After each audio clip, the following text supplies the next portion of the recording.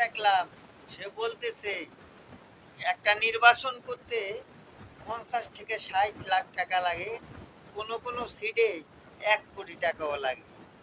ওরা 10 মাস ক্ষমতায় থাইকা 10-12 মাস এই নির্বাচন করতে চায়। হাসনাত আবদুল্লাহ এখন কাঠ মিস্ত্রির পোলা। হাসনাত আবদুল্লাহ পড়ালেই খরচ ওর বাপে চালাইতে পারে নাই, মেসে খাইছে বাকি, চার দোকানে খাইছে বাকি, সেও নির্বাচন করতে চায়। তাইলে 1 কোটি টাকা খরচ করে নির্বাচনে দাঁড়াইতে হইলে কত কোটি টাকার মালিক হওয়া লাগে?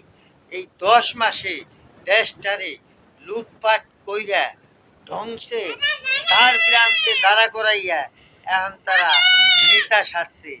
এই বেশিরভাগ নেতাদের, এই সমন্বয়ক পাকিস্তানের পেতাত্তাদের বিচার বাংলার জমিনে হবে ইনশাল্লাহ। জয় বাংলা, জয় বঙ্গবন্ধু, জয় হবে দেশপ্রেমিক নাগরিক। ধন্যবাদ সবাই।